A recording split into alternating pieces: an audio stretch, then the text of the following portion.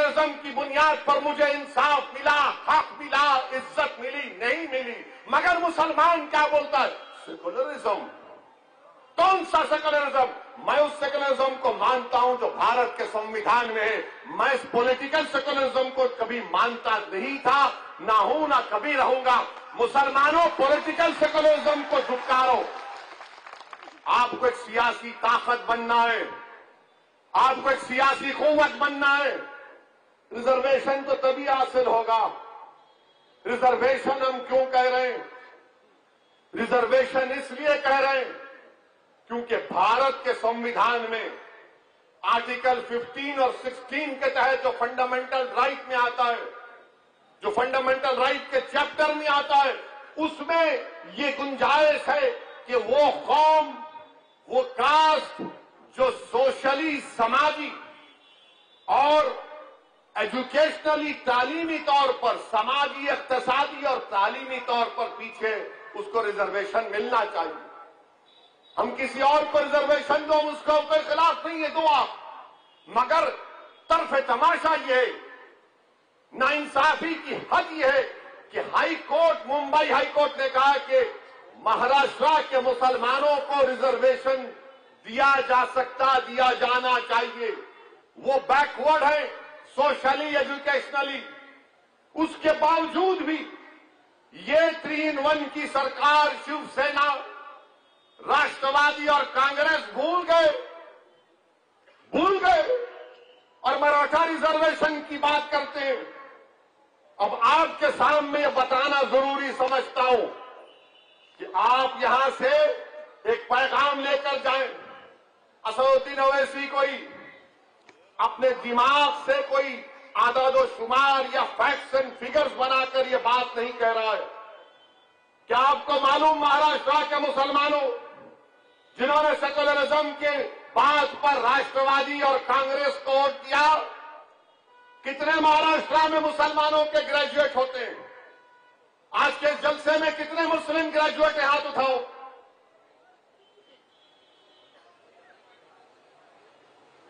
30 بھی نہیں.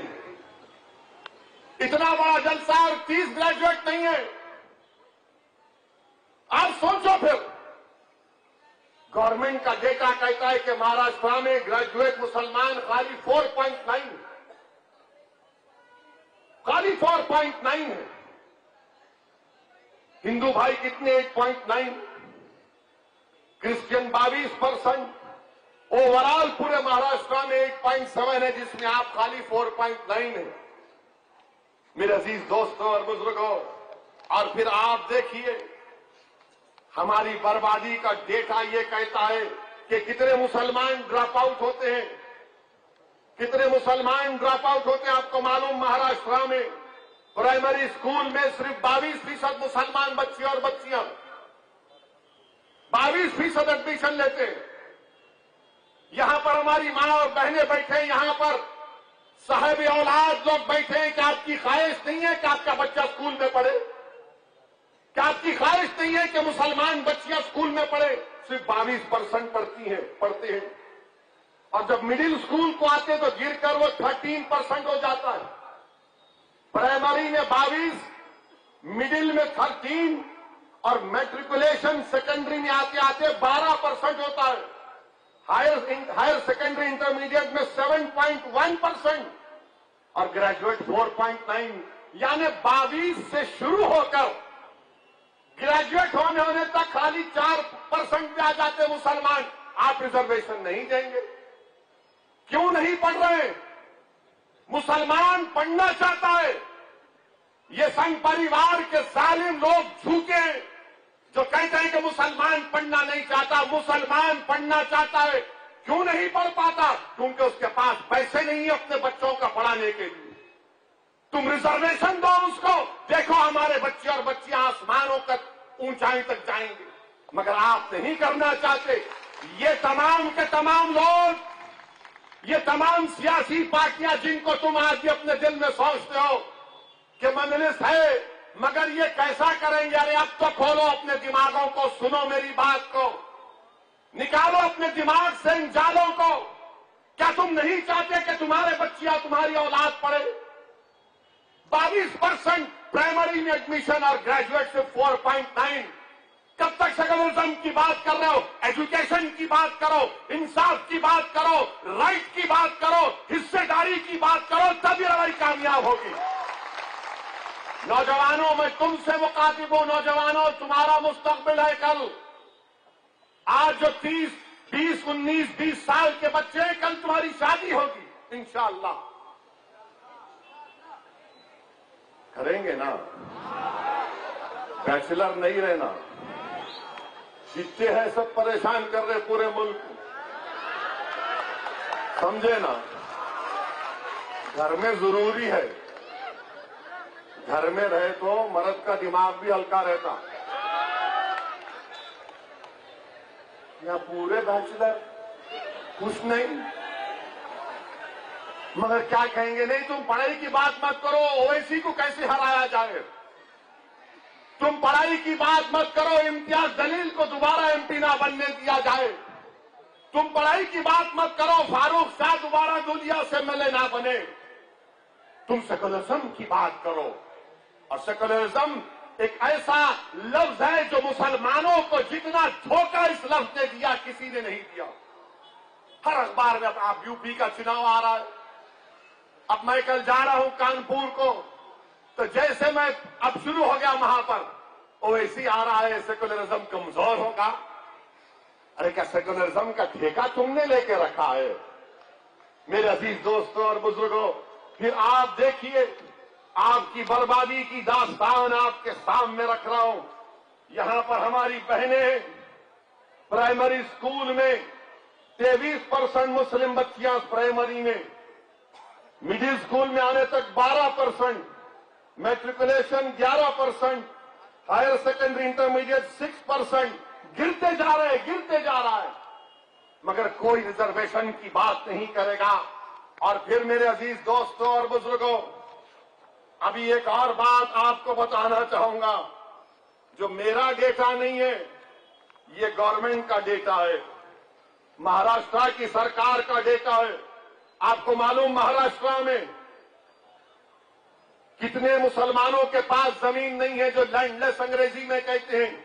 83% مسلمز کے پاس زمین نہیں ہے، لینڈ لیس ہے.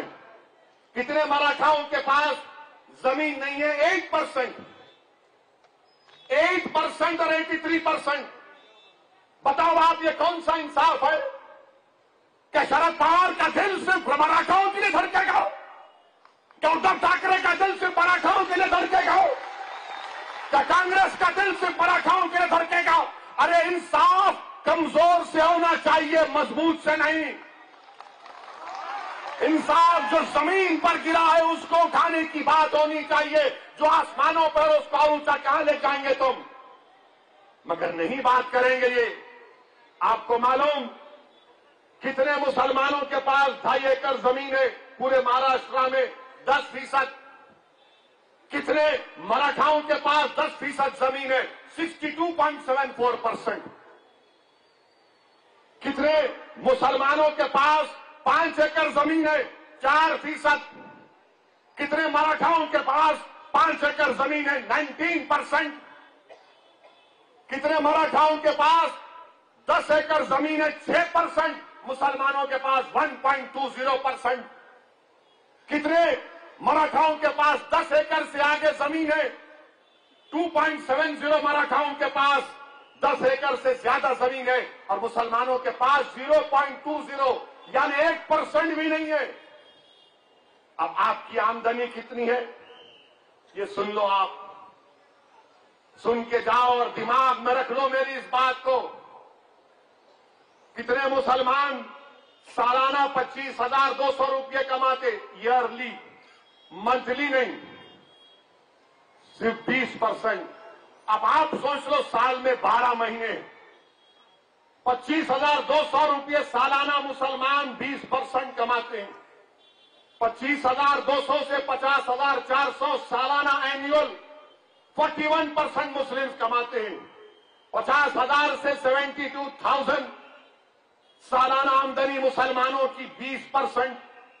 72,000 سے 36,000 ایئرلی آمدنی انکم 17.10 मुसलमानों की और 3,60,000 के ऊपर जो सालाना कमाते हैं उन मुसलमानों की 0.70%। अब आप आओ मराठाओं के बारे में, इनकी आमदनी का जिक्र भी आपके सामने कर देता हूं। और ये मीडिया वाले बैठे हैं, यकीनन इनको तकलीफ हो रही होगी दिल से कि ये क्या बात कर रहा है। मैं अंदर की बात कर रहा हूं जो अब तक आपने बाहर नहीं लाई थी। मैं आपने अंदर की बात नहीं लाई, मैं कर रहा। आप सुनिए, मराठाओं में 24,000 जो सालाना आमदनी है वो 22%, मुसलमान में 25,000 जिसकी सालाना आमदनी है वो 20%। मराठाओं में 24,000 से 50,000 ईयरली इनकम कितनी लोगों की? 22%। 50,000 से 1 लाख 19%। और हमारे पास 50,000 से 72,000 ओनली 20%। 1 लाख से 4 लाख 8% मराठाओं की आमदनी है, या 72,000 से 3,60,000 ओनली 17%। मेरे भाई अब आप बताइए, अच्छा फिर अब आप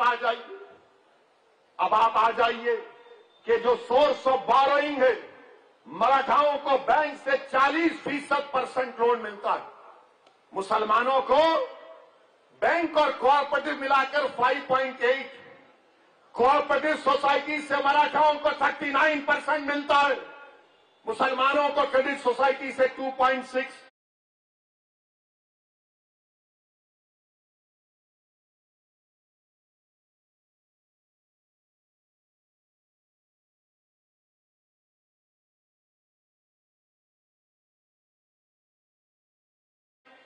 ये प्राइवेट मनी लेंडर से मराठाओं को 14%, मुसलमानों को 4%। रिश्तेदारों से सबसे ज्यादा मुसलमानों को लोन मिलता है 17%। प्राइवेट बैंक से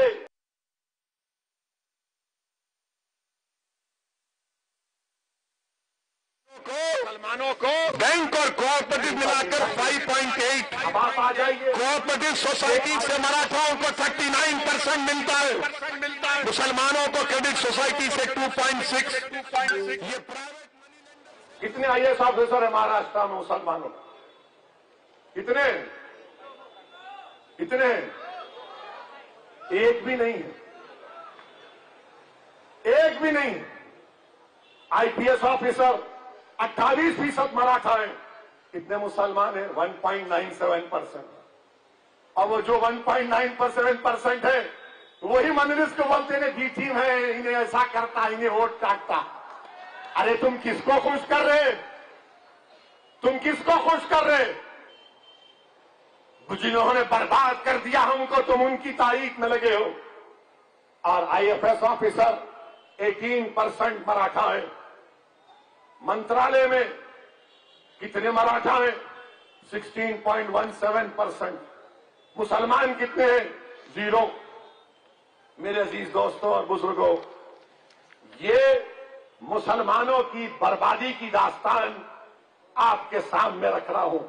अब कोई कहेगा तुम घर की बात नहीं किए, तो कच्चे घरों में सबसे ज्यादा रहने वाले मुसलमान 67%, सेमी पक्का घरों में रहने वाले मुसलमान, और रेंटेड घरों में रहने वाले कौन? मुसलमान। एक कमरे में अगर 4 लोग रहते हैं तो सबसे ज्यादा कौन है? मुसलमान। एक कमरे में, 2 कमरे में 48% मराठा रहते हैं, मुसलमान का डेटा नहीं है। 3 कमरे में मुसलमान का डेटा नहीं है, 5 से ज्यादा कमरे में मुसलमान का डेटा नहीं है। अच्छा, टॉयलेट फैसिलिटी, बैतुल खला 35% मुसलमान के पास, मराठाओं के पास 76%। आप बताइए ये क्या हो रहा है फिर? इसकी बात ना कोई एनसीपी करेगी, ना राष्ट्रवादी करेगी, ना कांग्रेस करेगी। क्यों नहीं करेंगे? जब पार्लियामेंट में बिल लाया गया कि रिजर्वेशन का इख्तियार रियासत की बीसी कमीशन को मिले। सब महाराष्ट्र के जितने एमपीज थे सब मराठा रिजर्वेशन की बात करे। अगर किसी ने उठकर मुस्लिम आरक्षण की बात की तो जमात का नाम मजलिस इत्तेहादुल मुस्लिमीन था। हमने उठाया इसको और सब लोग देख रहे थे, शिवसेना के लोग, राष्ट्रवादी के लोग, कांग्रेस के लोग देख रहे थे। मेरे अजीज दोस्तों और बुजुर्गों, ये हमारी बर्बादी की दास्तान है। फैक्ट्स एंड फिगर्स आपके सामने रखा हूं। मेरी आपसे गुजारिश है कि हमको इस लड़ाई को जारी रखना है। ये जिन लोगों को आपने सुना, ये तमाम के तमाम सिर्फ धोखा देते आए हैं। मजलिस जहां भी इलेक्शन लड़ती है, इनको एक तकलीफ हो जाती है कि वोट कटेंगे। अरे वोट कटे ना तो फिर तुमने शिवसेना को क्यों अपने पास बिठा लिया? क्या शिवसेना सेक्युलर है?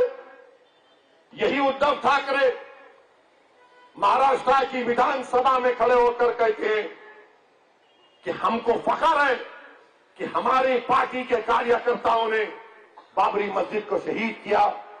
क्या शरद पवार साहब, क्या आपको यह तकलीफ नहीं हुई कि जिस पार्टी की आप तारीफ कर रहे हैं उसका मुख्यमंत्री कह रहा है कि हमारे कार्यकर्ताओं ने बाबरी मस्जिद को शहीद किया? कांग्रेस गीरत तो इनके पास रही नहीं, अब बाकी हर चीज से मोहताज हो चुके हैं। और इंशाअल्लाह ताला बहुत जल्द, चंद सालों के अंदर कांग्रेस और कमजोर होगी इंशाअल्लाह। मजलिस पर इल्जाम ये क्यों शुरू किए तुम? क्यों नहीं शुरू करना? क्या रिजर्वेशन नहीं मिलना हमको? रिजर्वेशन महाराष्ट्र के मुसलमानों का एक राइट है। रिजर्वेशन से ही मुसलमानों की सफों में गुर्बत का खात्मा होगा। रिजर्वेशन से ही हमारे बच्चे और बच्चियां पढ़ेंगे। रिजर्वेशन से हमको इज्जत मिलेगी। याद रखो मुसलमानों, अगर हमको हमारा हक नहीं मिलता अलग बात है, मगर मैं बेइज्जती की जिंदगी गुजारने का कायल नहीं हूं। ये बेइज्जती हमसे की जा रही है, धोखे पे धोखा हमको दिया जा रहा है और ये कहा जा रहा है कि ये भड़काऊ भाषण करते हैं, ये फुला करते हैं। और हमारे आने पर दूल्हे भाई आ रहे तो 144, जब राहुल गांधी आएंगे क्या करेंगे? नहीं, कोई वो माइक्रोन नहीं, आने दो। हम आ रहे हैं तो 144, कितना 144 लगाओगे? क्या बीएमसी का चुनाव भी रोक दोगे? क्या महाराष्ट्र के चुनाव को रोक दोगे? अरे ओ माइक्रोन आ रहा है तो आप बताओ, मुंबई में कितना जीनोम सीक्वेंसिंग हुआ है? कितना जीनोम सीक्वेंसिंग किया उद्धव ठाकरे की सरकार ने महाराष्ट्र में? बताओ। पूरे भारत में 1% भी जीनोम सीक्वेंसिंग नहीं हुआ। कितने मुंबई में 45 साल से ज्यादा कितने लोगों को 2 वैक्सीन लगे? बताओ। अच्छा, जो हमारे डॉक्टर हैं, नर्सेज हैं, 7 महीने हो चुके उनको 2 वैक्सीनेशन होकर, उनको लगना चाहिए बूस्टर शॉट, मगर मोदी जी को फिक्र नहीं है, उद्धव ठाकरे को फिक्र नहीं है। और बूस्टर शॉट माहिरीन कह रहे हैं कि कोवैक्सीन और कोविशील्ड नहीं हो सकता। बूस्टर शॉट खाली mRNA का फाइजर या मॉडर्ना होगा। मगर मोदी जी देश में मुल्क को चला रहे, मगर फाइजर और मॉडर्ना से इंडेमनिटी क्लास पर झगड़ा चल रहा है। थर्ड वेव आएगी नहीं आएगी अल्लाह जानता है, हम भी नहीं चाहते कि थर्ड वेव आए, मगर बूस्टर शॉट लगाएंगे नहीं लगाएंगे ये आपका काम है। मैं मुसलमानों में तो बूस्टर शॉट लगा के रहूंगा इंशाअल्लाह ताला। हम बूस्टअप करेंगे।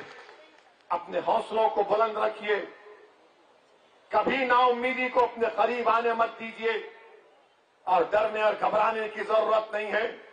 मैं सरकार से कहना चाहूंगा कि नागपुर में असेंबली का सेशन होने जा रहा है। अगर इम्तियाज जलील और डॉक्टर गफ्फार कादरी ये प्रोग्राम बनाएंगे कि जब असेंबली का सेशन चलेगा तो मजलिस को भी नागपुर में एक एजुकेशन करना पड़ेगा, तो मैं आने को तैयार हूं इंशाअल्लाह ताला। अभी मुंबई में हो रहा है, सुना चेंज कर दिए, ठीक है, फिर आएंगे। जब असेंबली में बैठकर पूरे एमएलए बैठ सकते हैं, जब 144 या माइक्रोन नजर नहीं आएगा, बड़े बड़ी सभाएं सब करेंगे, ये सबक नहीं हासिल करना चाहते राष्ट्रवादी और कांग्रेस के लोग। हर वक्त रोकते थे मजलिस को। जो कई बरस पहले जब हम और मोइन सैयद मोइन मजलिस का पैगाम लेकर महाराष्ट्र में जाते थे, तो हर जगह पर पुलिस वाले आकर हमको लव लेटर दे देते थे। मगर आज माशाअल्लाह आपकी दुआओं का असर है, आपकी मोहब्बत है कि जब प्लेन से निकलते हैं तो हजरत पुलिस सामने ठहरकर बोलती है कि आपको रिसीव करने आए हैं, आप रिसीव कर लीजिए हमको। मैं तो सिक्योरिटी लेता नहीं हूं, अल्हम्दुलिल्लाह, अल्लाह हमारे लिए काफी है, मगर फिर भी आते हैं, फिर भी आते हैं। और जो लोग, हाँ जिंदाबाद, तुम भी जिंदाबाद, आप जिंदाबाद।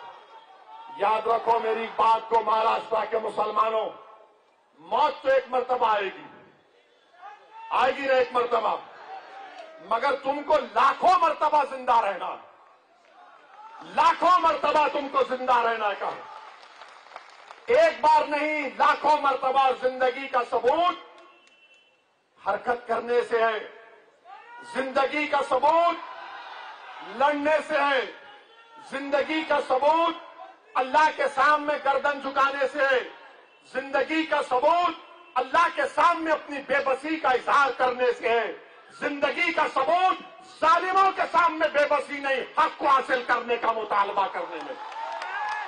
ये काम हमको करना है और आप और हम मिलकर करेंगे। जब महाराष्ट्र के मुसलमानों को इंसाफ मिलेगा तभी तो सही इंसाफ होगा। भारत से, भारत की जमहूरियत से भारत की जमहूरियत मजबूत होगी। सुनो मुंबई के और महाराष्ट्र के मुसलमानों, अंग्रेजी में इंटरजेनरेशनल मोबिलिटी एक लफ्ज है, इंटरजेनरेशनल मोबिलिटी एक लफ्ज है। और वो क्या लफ्ज है कि क्या बेटा अपने बाप से आगे गया तालीम में, दौलत में, तो जो मुसलमान 1950 और 1960 में पैदा हुआ उन्होंने अपने बाप, अपने वालिदैन से ज्यादा तरक्की की। जो मुसलमान 1970 और 80 में पैदा हुआ वो अपने बाप से पीछे हो गया, और जो मुसलमान 1990 में और सन 2000 में 2000 में पैदा हुआ वो तो अपने बाप से, अपने दादा से बहुत दूर है। गरीबी में ज्यादा गरीबी बढ़ गई, तालीम में उससे ज्यादा हम दूर हैं।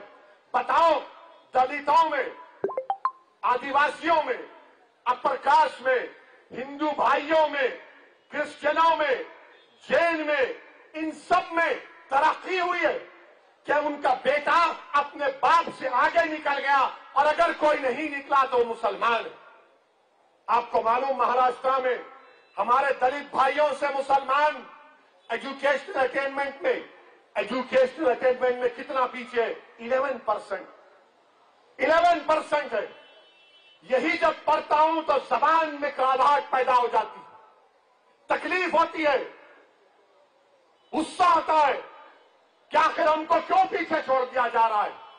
इसकी एक वजह है मेरे अजीज दोस्तों, जिस दिन भारत का मुसलमान अपनी एक सियासी ताकत को बना लेगा, अपनी एक पॉलिटिकल एम्पावरमेंट, अपनी एक पॉलिटिकल लीडरशिप को बना देगा, याद रखो उस दिन नाइंसाफी के दौर का खात्मा होगा।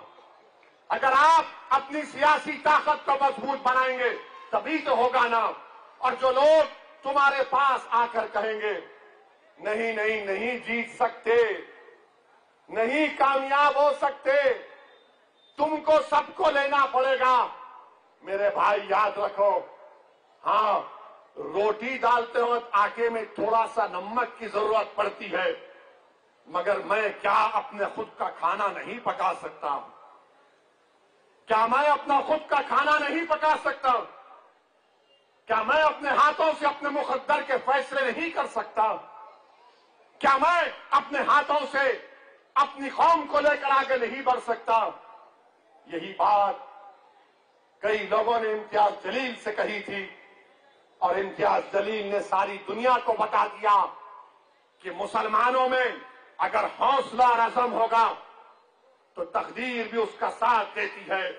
तुम अपने दिमागों से इस बात को निकालो मुसलमानों कि हम जीत नहीं सकते। अरे तुम जीतोगे इंशाअल्लाह ताला।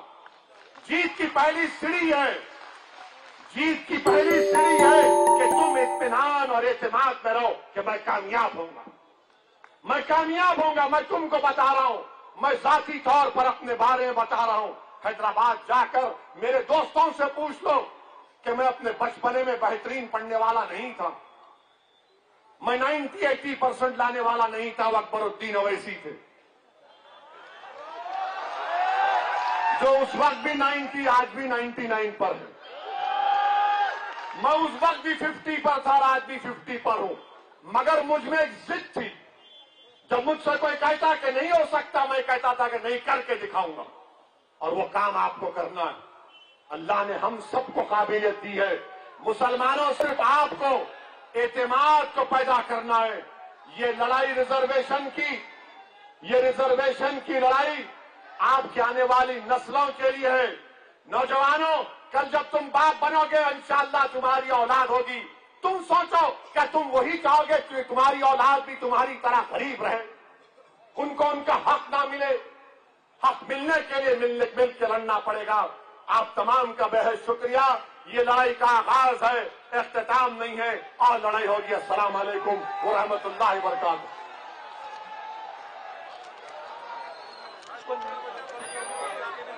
मैं आखिर में शुक्रिया के कलमात के लिए